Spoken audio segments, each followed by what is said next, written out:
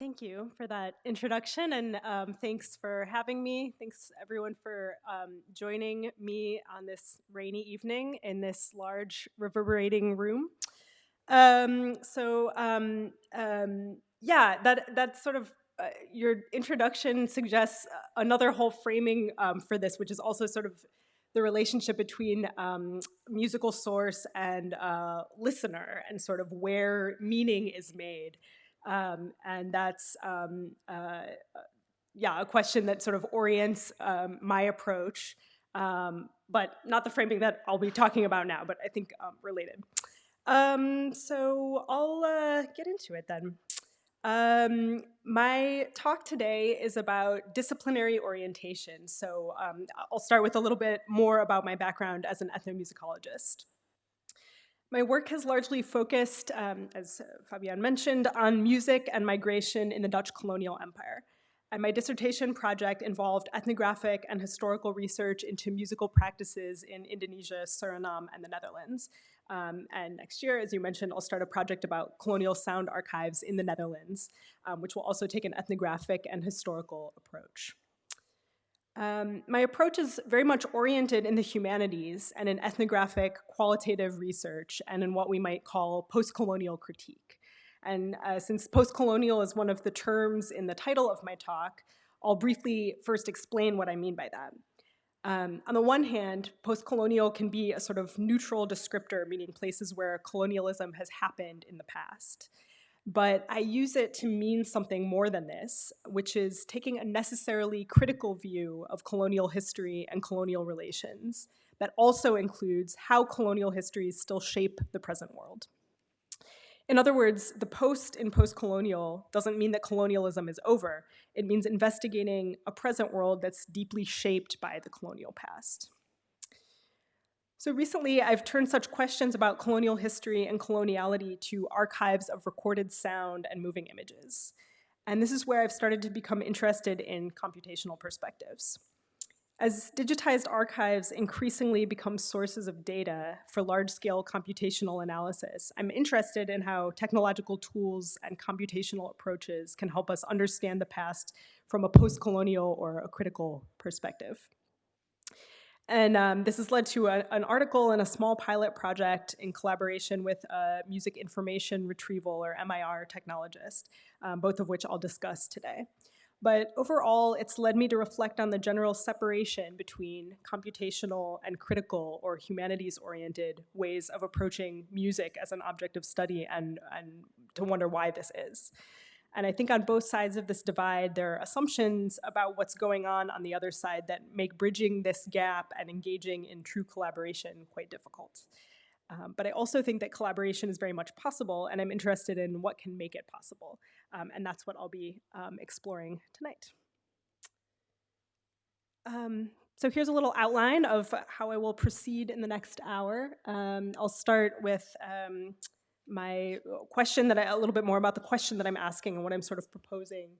And then I'll do a little literature review of computational and critical concepts of musical difference. And this is coming from an article that I published in 2022, which I'm happy to share with anyone who's interested.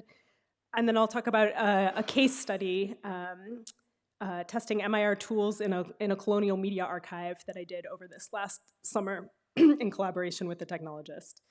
And then some little concluding points.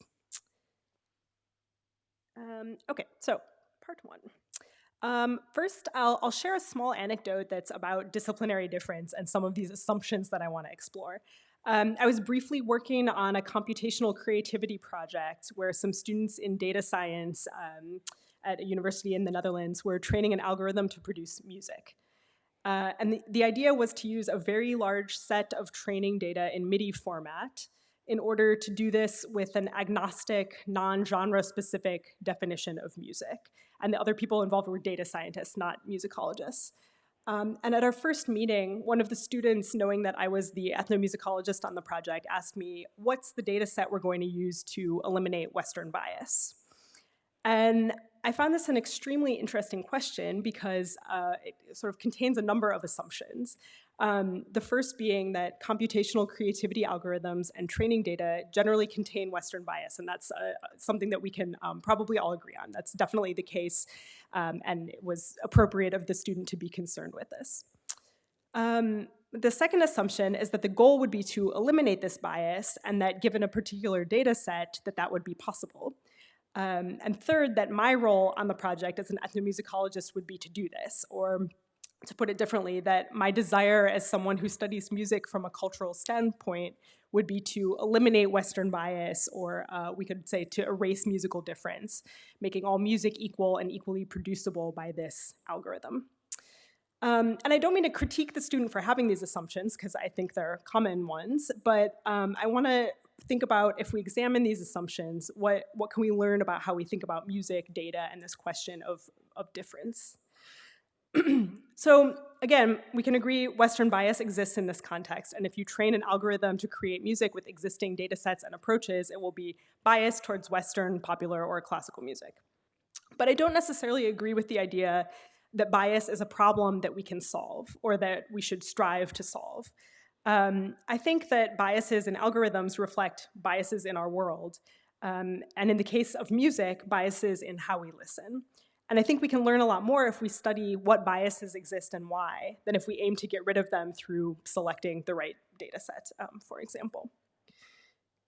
And what I'm saying is in line with recent scholarship from the field of critical data studies, and I particularly like what the programmer and artist Hannah Davis writes here: a data set is a worldview. By this, Davis means that data sets are subjective and time and place specific and loaded with human perspectives and choices.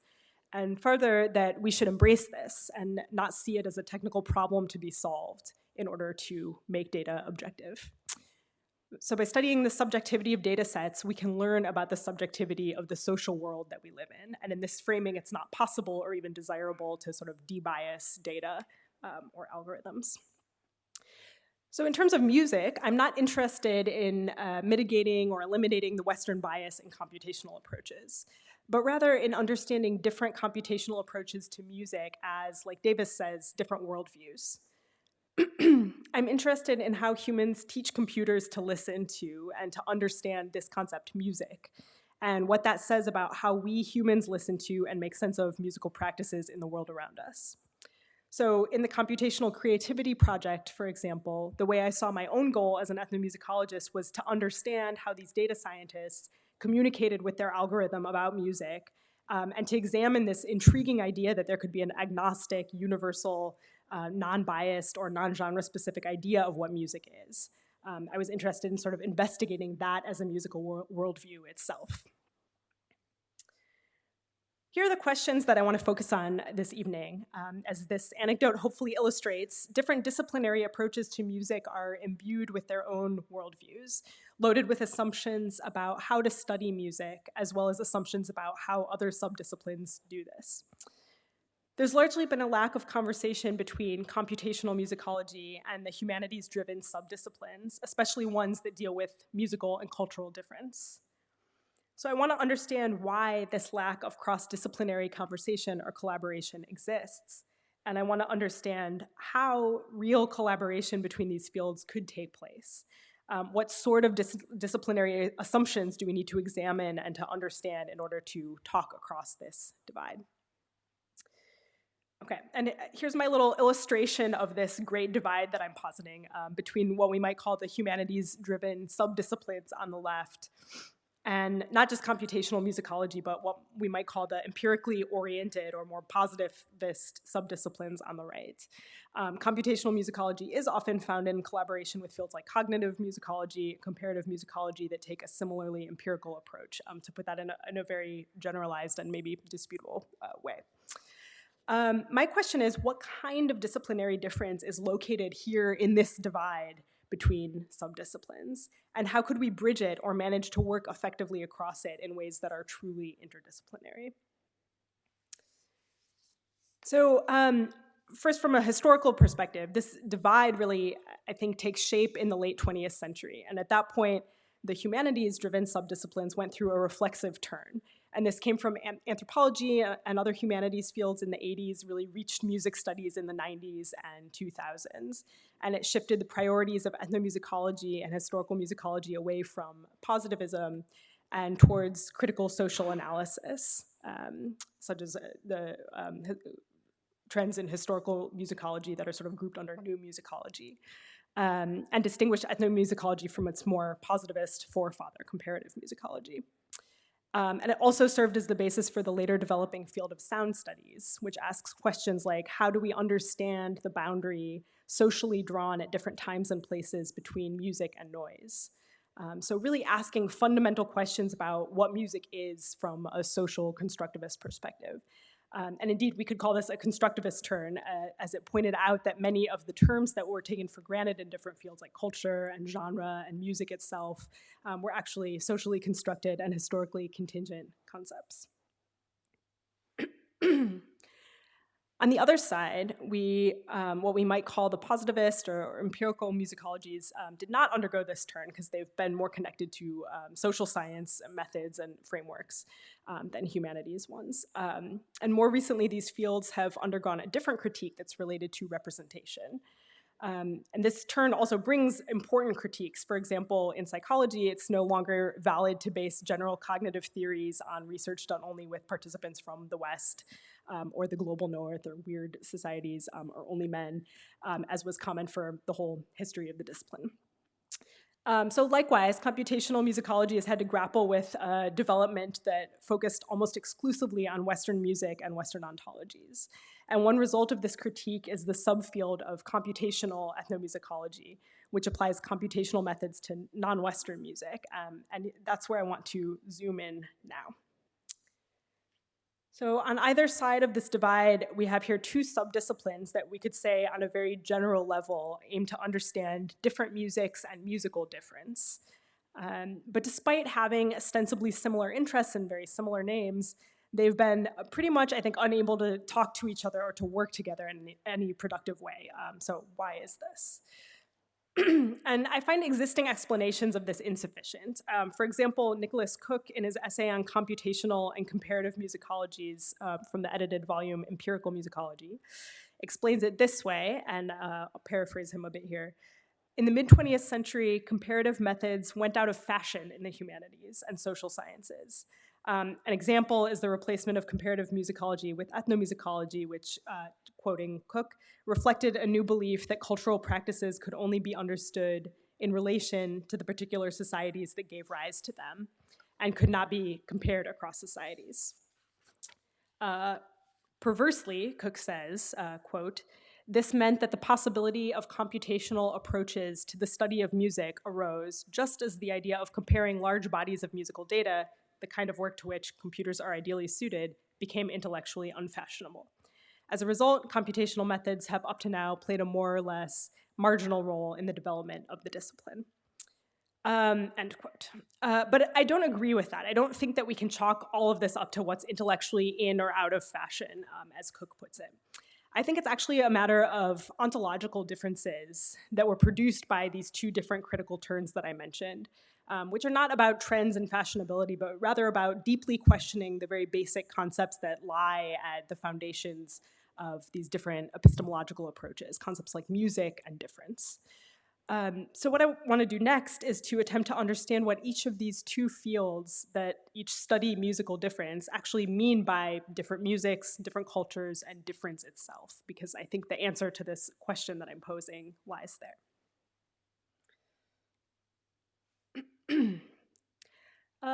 Okay, so this literature review is taken from my 2022 article in Resonance, the Journal of Sound and Culture, called a Postcolonial MIR ? And to compile it, I searched articles that self-identified as computational ethnomusicology, and I focused on ones that used recorded audio and analyzed them with MIR technologies, music information retrieval technologies, or tools for automatically processing music in different formats. And I focus here on audio recordings in particular.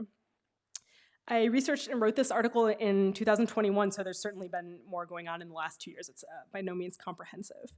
But my goal here was to identify the types of questions that computational ethnomusicology asks and the methodologies that it typically uses to answer them.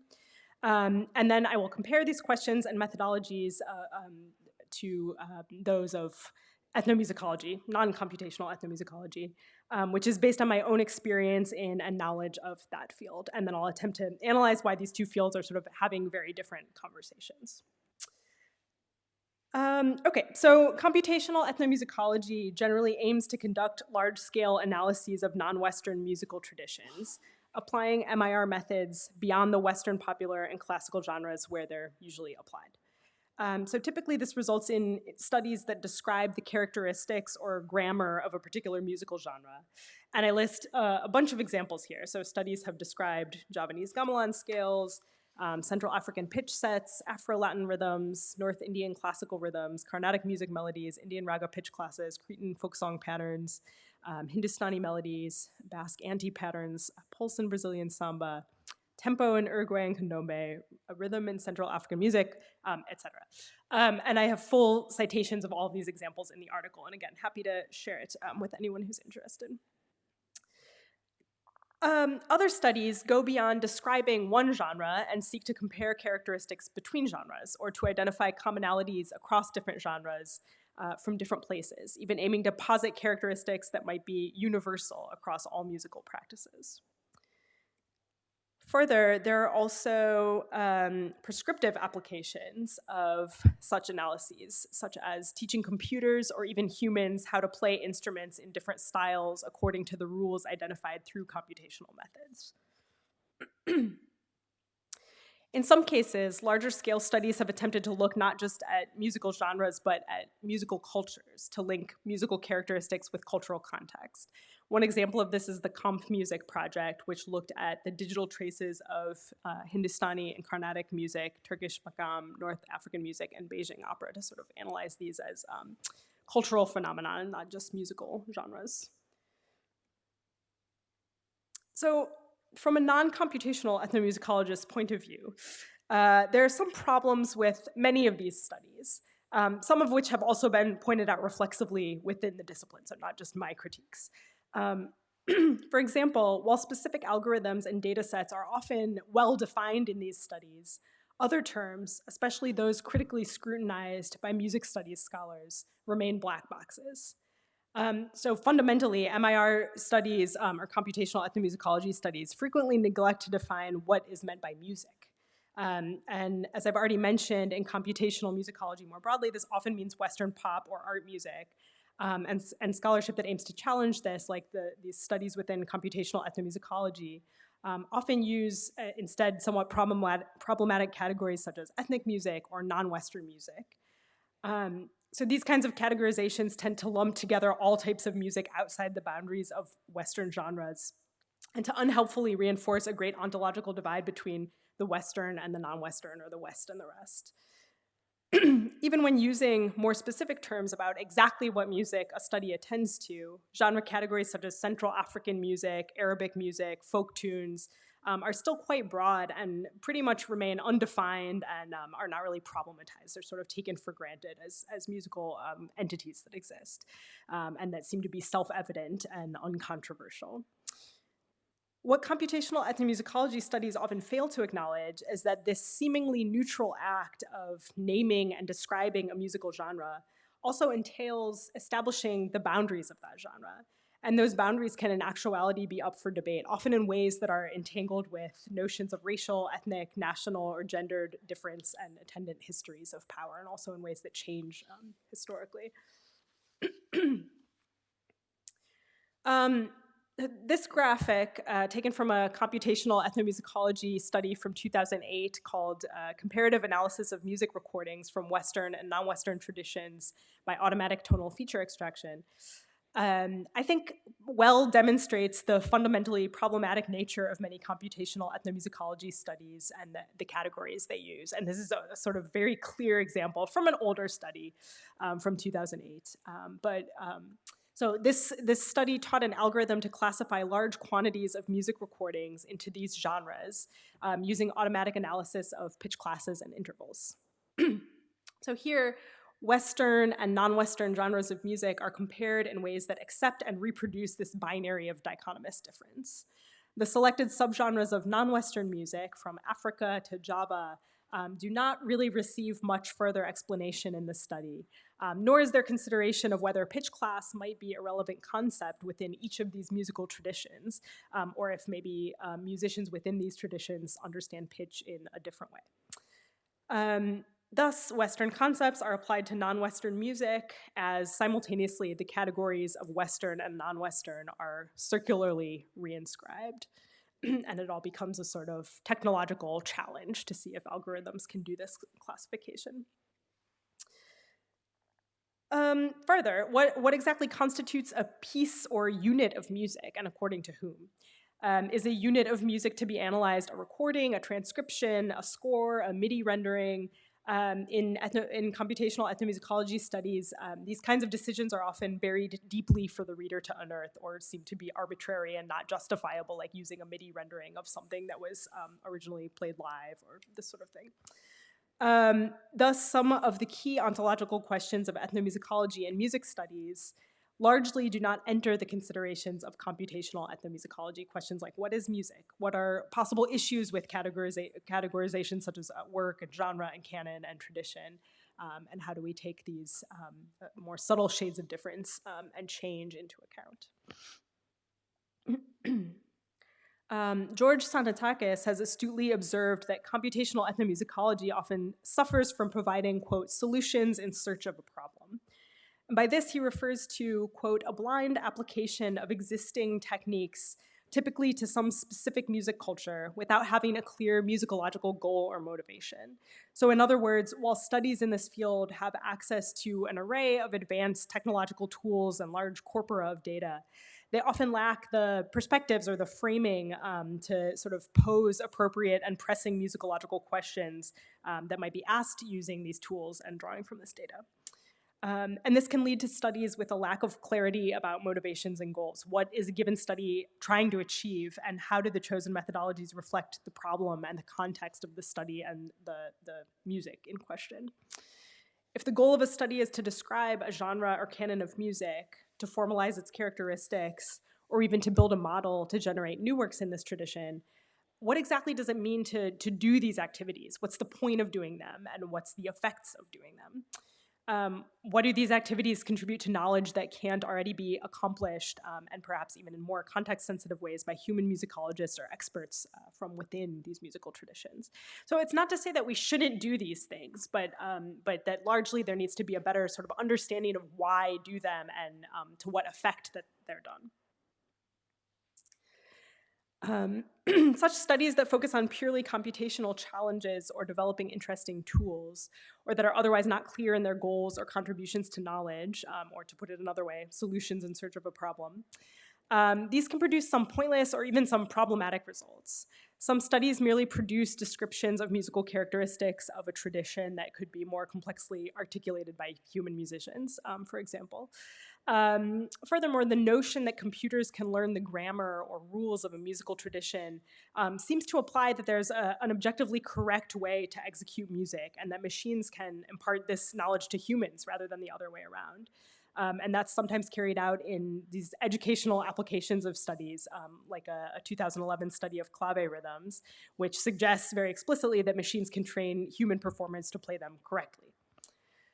Another article by Andre Holzapfel and co-authors recounts a study where researchers take a living musical tradition and model its characteristics and teach a machine to generate music in this style. And then they go on to create new songs in the tradition and release an album that's only later revealed to be computer generated. And that's done to sort of test with knowledgeable audiences whether the machine-made music can pass as made by human experts within this tradition. And so this sort of test of actual musicians and audiences, one could imagine, can be found quite insulting and offensive. And again, why do this? It's basically a technological challenge with no real scholarly purpose as far as I can discern. Interdisciplinary collaboration has often been proposed as a way to avoid some of these pitfalls. But so far, there have been some limits to what interdisciplinarity in this area has been able to achieve.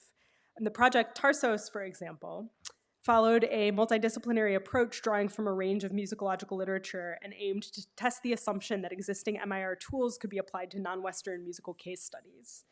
However, this project focused on developing a tool for, quote, pitch analysis of ethnic music that aimed to analyze pitch in a fine-grained and genre-agnostic way. In other words, departing from the predominancy of the Western scale. But it didn't take into account different culturally specific epistemologies that might understand pitch in different ways and might suggest more genre-specific rather than genre-agnostic forms of analysis.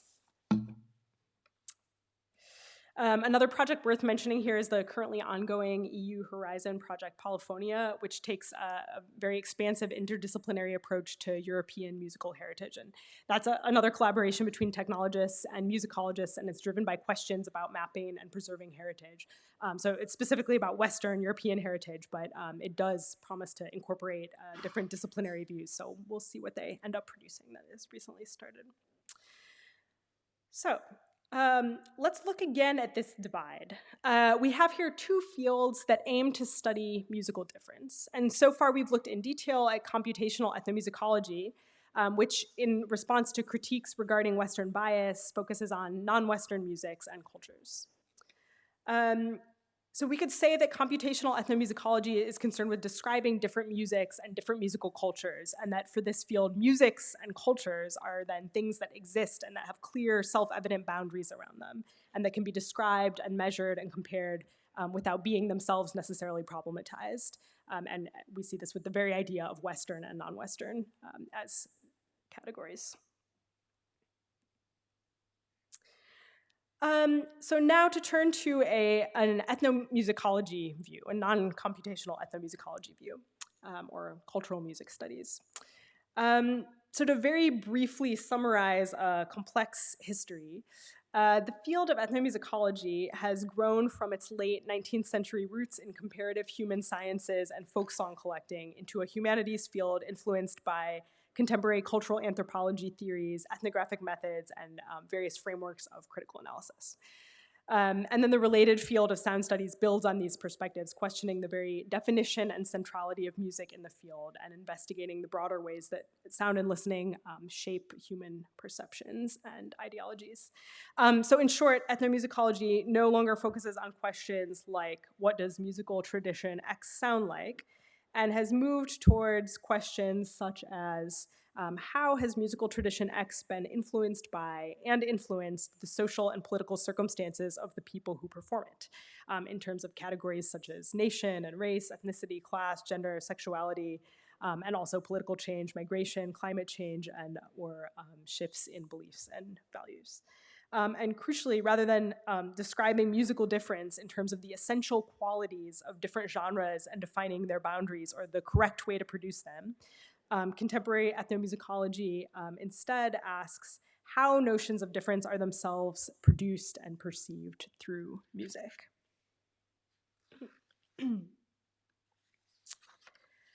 So as a scholar oriented in these fields, I don't believe that computational tools alone can tell us what music is or what music means. And this perspective is shared with some within the field of MIR, such as Javier Serra, who writes, making sense of music is much more than decoding and parsing an incoming stream of sound waves into higher level objects such as onsets, notes, melodies, and harmonies. Music is embedded within a rich web of cultural, historical, commercial, technological, and social contexts that influence how it is produced, disseminated, and perceived. For example, many qualities or categorizations attributed to a piece of music by listeners cannot solely be explained by the content of the audio signal itself. And I agree here that musical meaning must take into account complex and changing contexts that go beyond the reaches of computational technologies. And moreover, the question of meaning is an open problem for exploration and problematization, not a question to be answered with a concrete solution, which makes it different from the types of problems that often drive studies in a field like information science. So to give an example from my own ethnomusicology research, musical meaning and our understanding of its nature changes over time, including in its relationship with broader ideologies such as racial, ethnic, and colonial difference, as in the critical postcolonial turn that I've mentioned. So in my own previous work on the Javanese gamelan tradition, which is depicted here, and its movements with colonial labor migrants to Suriname, for example, I explored how this musical practice traveled across the Dutch Empire in the late 19th and early 20th centuries and accumulated meanings related to colonizers' perspectives on racial and ethnic difference. European listening to different musics even shaped labor and migration policies in the colonial empire. Of course, these perspectives were different from how Javanese musicians and audiences themselves defined and heard the gamelan tradition and what they understood it to mean. The Javanese gamelan, like other musical traditions, is a complex and constantly changing assemblage of instruments, repertoires, styles, contexts of performance, and social relationships. For the gamelan tradition, global migration, Orientalism, notions of authenticity have further shaped and challenged the boundaries of the tradition in complex ways. So rather than merely defining and describing the genre and saying something definitive about its meaning, my studies of the Javanese gamelan instead traced how music, sound, and particular histories of listening are entangled with epistemologies of racial, ethnic, and colonial difference. So to give an example of this sort of critical perspective. So such complexities are certainly much more than automated technologies can analyze. But that's not to say that these different disciplinary approaches to musical difference are necessarily completely incompatible or can't work together in some way, which is ultimately what I want to suggest here, sort of despite my array of criticisms. But the question is how or where collaboration can be possible across these different approaches. So to look back at this illustration of the divide between these two fields, as we established, computational ethnomusicology tends to focus on different musics and different musical cultures, and it takes music and culture as things that exist to be measured and described, while non-computational ethnomusicology questions whether musics and cultures exist outside of our social construction of them, and is more concerned with problematizing how we draw boundaries around specific contingent notions of music and culture. So to my perspective, that is not sort of the grounds for meeting because of these deeply different sort of understandings of what these things are. So my proposal is that it's more productive if we then shift the conversation away from different musics and different cultures towards this idea of difference itself.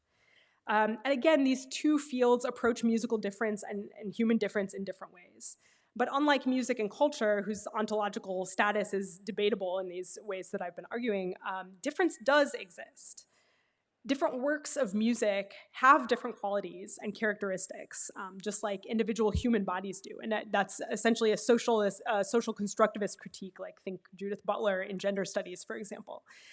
It's not that, a social constructivist perspective argues, not that the materialities that constitute the world around us are some sort of amorphous, homogeneous blob. We can indeed sense difference, and we sense musical difference every time we listen to music. It's how we distinguish one piece of music from another, one pitch from another. So we can indeed sense difference, but it's how we make sense of difference, using terms like gender, race, or in the case of music, terms like genre, pitch class, etc., that construct our sensory perceptions and the knowledge that we make from our senses about the world around us. So difference exists, but it's describing and making sense of difference that's an interpretive and ideological act. And it's an act that doesn't just objectively describe the world, but subjectively constructs it. So my proposal is that if we shift the conversation in this way and sort of meet at this question of difference, I think that difference itself is a sort of ontological and epistemological space where we can bring these two disciplinary perspectives together. So we can measure, analyze, and describe difference, for example, using technological tools, as long as we simultaneously use critical humanities perspectives to recognize and explore how these very activities are also interpretive and constitutive acts. So by recognizing these two different disciplinary approaches to musical difference, I think it would be possible to bring them together and thus potentially to use technological tools to explore critical questions. And this is sort of the main intervention that I want to make here and kind of what all of this has been leading up to. So I'll just sort of summarize the main points that I want to make here to repeat them a little bit. So I'm arguing these two disciplinary approaches have different understandings of whether musics and cultures even exist. So describing and analyzing these entities and sort of taking them for granted are not the grounds for a productive interdisciplinary collaboration, which is often how interdisciplinarity has been approached, I think. And I propose that we think instead about investigating difference itself as something whose qualities can be measured and described, but also as something that we construct in time and place-specific ways through our senses and through our categories. So we can measure and analyze and describe difference using technological tools like computational ethnomusicology studies do, as long as we simultaneously use these critical humanities perspectives to recognize and to explore how those very activities are also interpretive and constitutive acts. And that's the argument that I want to make here. Okay, so part three.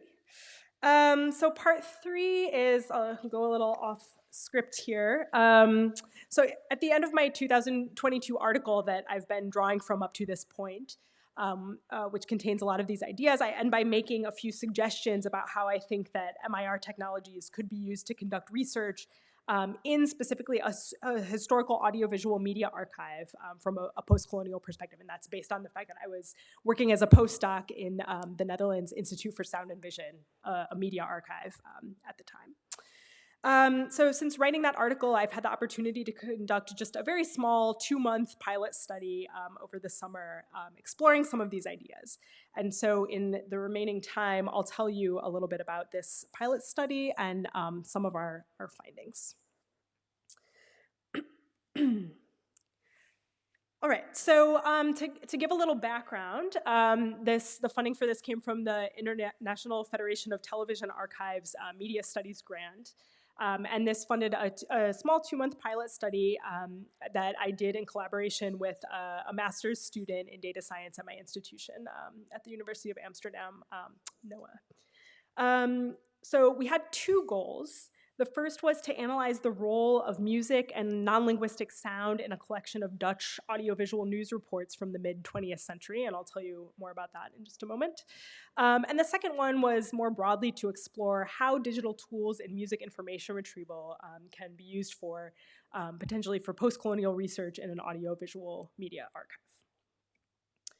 archive. So the case for our case study is a collection of digitized newsreels from 1930 to 1987. So this was made by the Dutch news broadcaster Polygoon. And they're at the Netherlands Institute for Sound and Vision archive, but they've also been made accessible for public use and download. They're in the public domain. So this broadcaster, Polygoon, was active from 1919 to 1987. And at the beginning of that, these cinema newsreels were broadcast in cinemas in the Netherlands once a week to Dutch audiences with the latest news. And they were the main source of audiovisual news in the Netherlands until 1956, when things moved to broadcast television. And so what makes this collection particularly interesting for our purposes is that most of the news clips are richly orchestrated by orchestral music that sort of shape the narratives that are also communicated through, of course, words. So content-wise, this collection includes coverage of Dutch and international events, including news events in the former Dutch colonies. And coverage of Indonesia begins pretty much in the 1930s, and it includes the Indonesian Revolution, the Indonesian independence from the Dutch, which occurred in the late 1940s. And then there's also less, but some coverage of the Dutch Caribbean and of West Papua. And that starts more in the late 1940s and 50s as Indonesia is becoming independent, and also includes coverage of Suriname's independence in 1975. And then Polygoon ended as a broadcaster in 1987. So we were interested in exploring in this collection of thousands of short clips how we could use MIR tools to facilitate scholarly analysis from a post-colonial or critical perspective. And this was sort of an open question that Noah and I discussed together from our different perspectives, and we sort of came up with what kinds of tools, what can we do in this collection that might shed some light on looking at this as artifacts of coloniality, of Dutch colonialism. So again, by post-colonial, I mean investigating critically how legacies of colonialism and coloniality have shaped perspectives of people, places, and differences through the present. And I understand coloniality in this case as it's not something that's inherent necessarily to words, sounds, or images, but it's sort of formed instead by how these are put in relation to each other, and also in relation to these histories of power and ideology. So I'll give you an example of this. So this is sort of a short documentary. It's not one of the news journals, but a slightly longer piece, but also by Polygon, and that uses music and narration in kind of the same way. And it's called The Jungle of Suriname. So I'm going to play this clip for you. I'll just play the first like two or 3 minutes. And I play it first without sound, so it's just images that were filmed in Suriname. This is from 1947. And then I'll play it with sound, which is linguistic narration and musical accompaniment. So you can see for yourself how this potentially sort of shapes your impressions of Surinamese nature and perhaps the sort of Dutch colonial gaze on it. Okay, so first without sound. So a series called What is Suriname?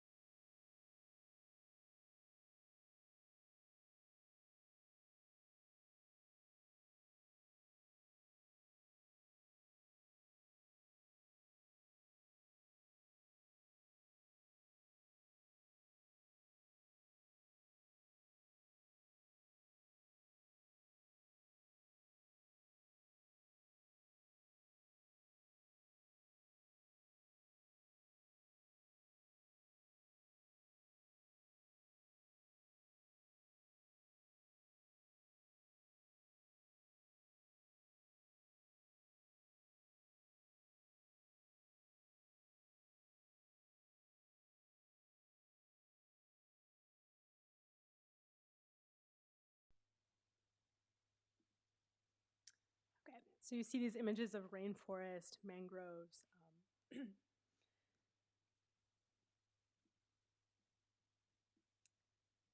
All right, so now I'll play it again with sound, and there's also narration in Dutch, but the focus that I want to draw here is how does the music, how does the musical sound shape your perceptions of these images?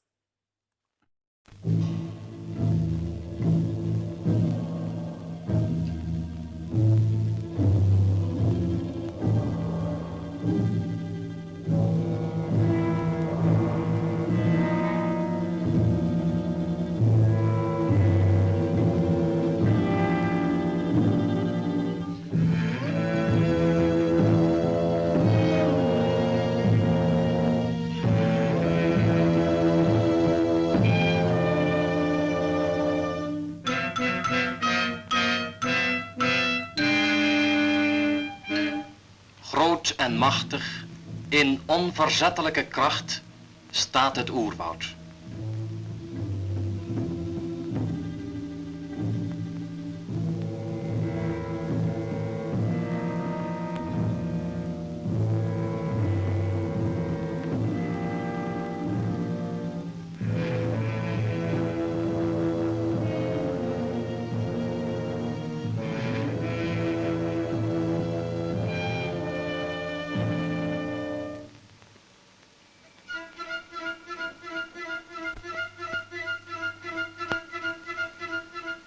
En er zijn vele diersoorten die dat oerwoud bevolken.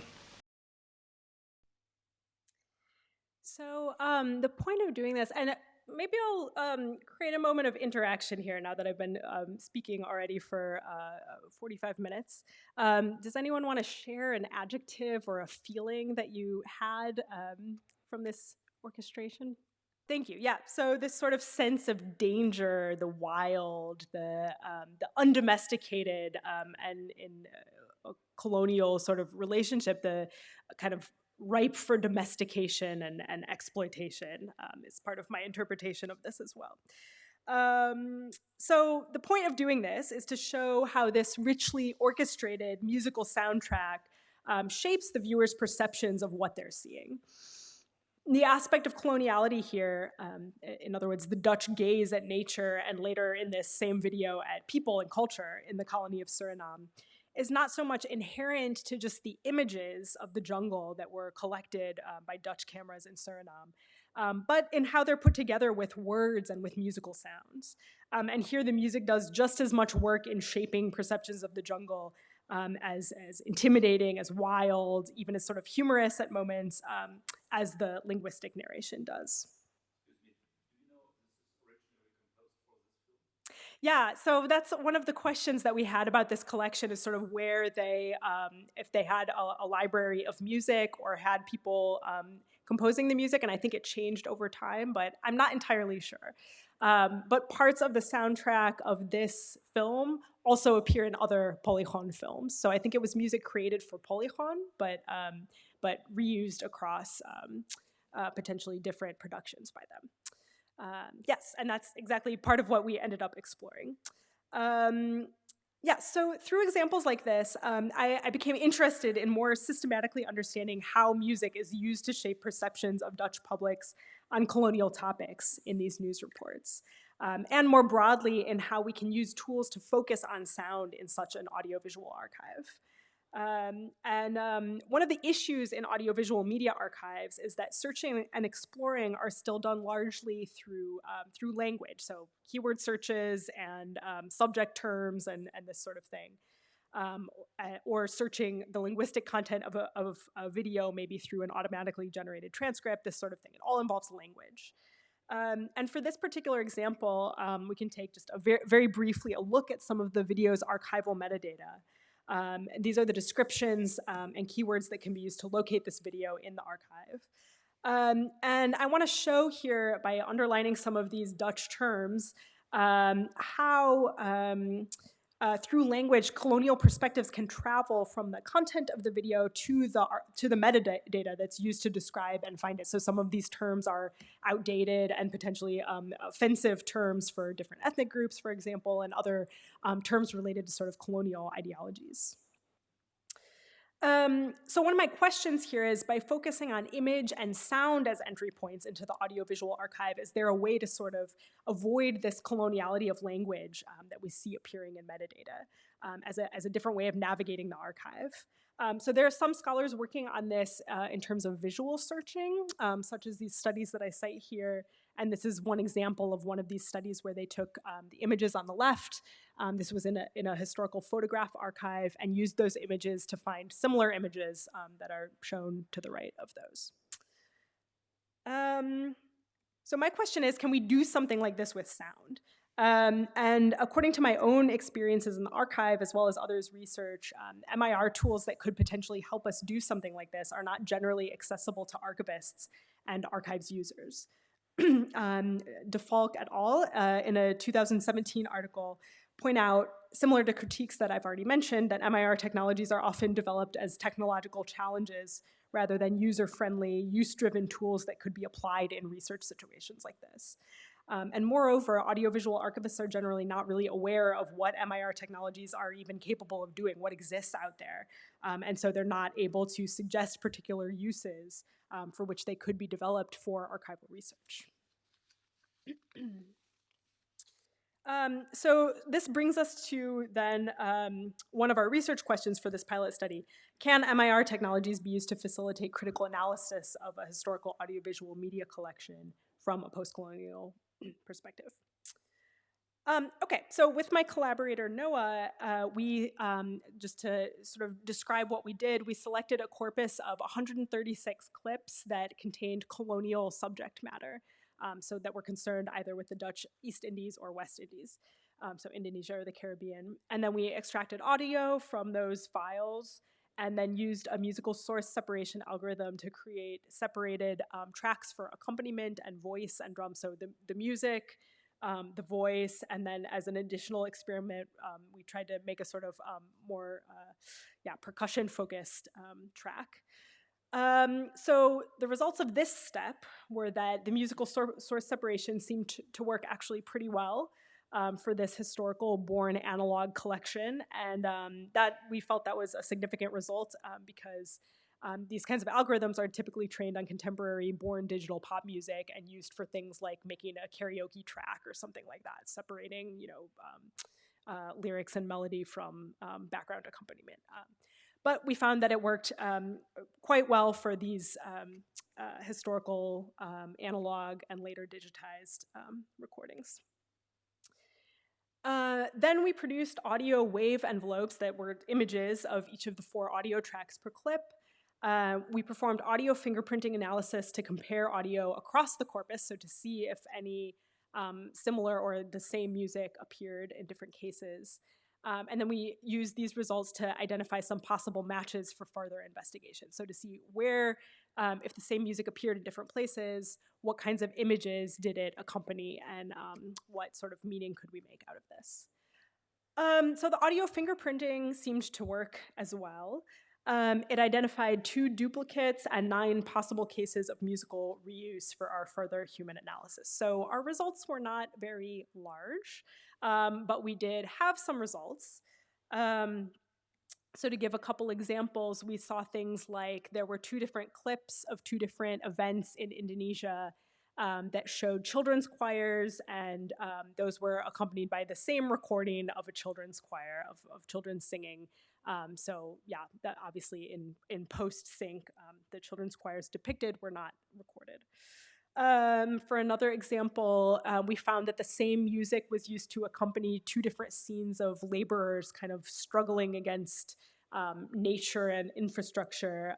One showed workers repairing a bridge in Indonesia, and another showed bauxite miners in Suriname. Those were accompanied by the same music.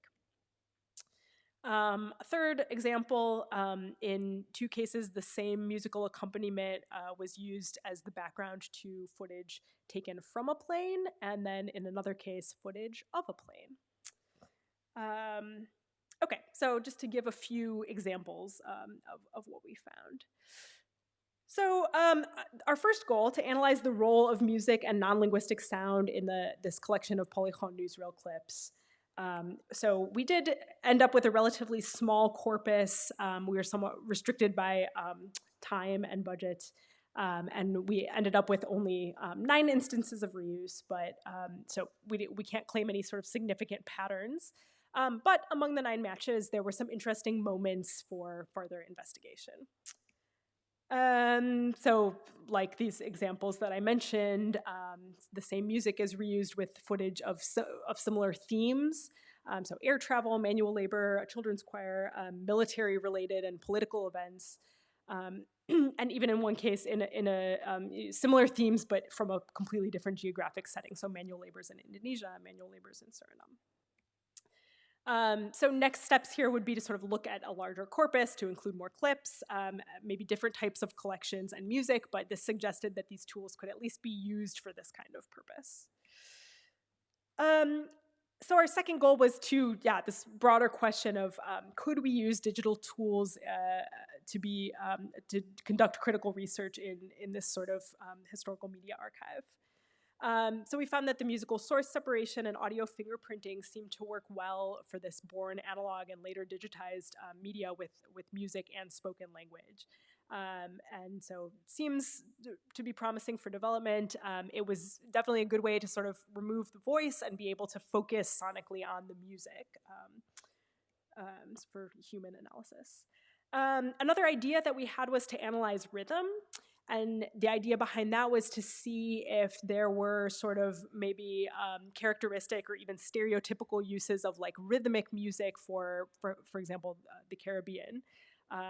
But although the tools to potentially do this exist, the algorithm that we used was confused by the noise from the analog recordings, the hisses and pops from the original carriers. Confused those with rhythmic and percussive musical sounds. So that aspect of it did not work yet, but could be further developed. And overall, we found there's still a lot of human labor required to sort of go back and check and, of course, to interpret the findings of these automated analyses, which, of course, limits the scale of results. But we think that there's potential here. And sort of our additional goal was to see if we could collaborate as someone with a sort of critical humanities perspective on colonial histories and someone coming from a very technological background. That's often, faces the challenges of discipline and academic infrastructures and project budgets and time. But to sort of return to my argument here, we also aimed to combine our two disciplinary shaped understandings of musical difference. So on the one hand, sonic characteristics of these recordings that could be measured and described and compared in order to, for example, identify moments of musical reuse or other moments of musical interest in the archive. And then on the other hand, musical difference as affective sonic experiences that shape perceived historical narratives about the subjects and events depicted in the news.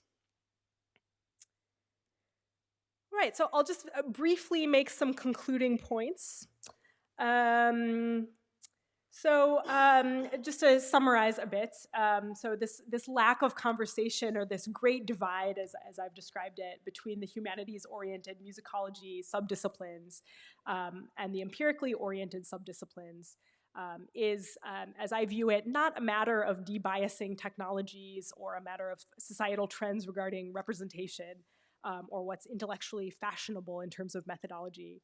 But I argue that it's really a matter of deep ontological differences at the foundation of each disciplinary approach, for example, about the question of music itself. And I think by examining these ontological differences, for example, the ontology of difference itself, it's possible to bridge this gap and to enact truly disciplinary boundary crossing collaborations. So next to my sort of critical view, I hope to make a sort of optimistic point here.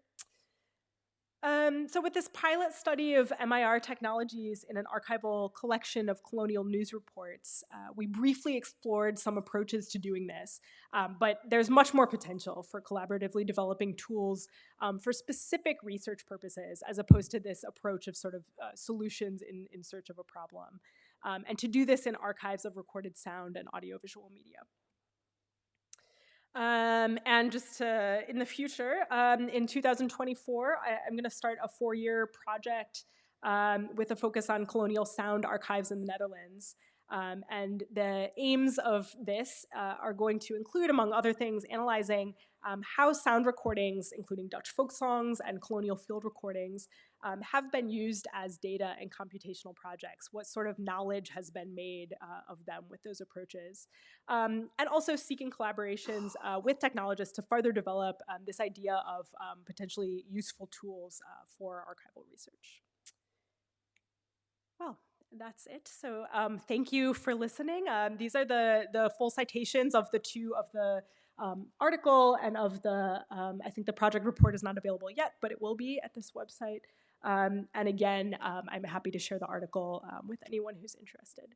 Thank you. I look forward to your questions.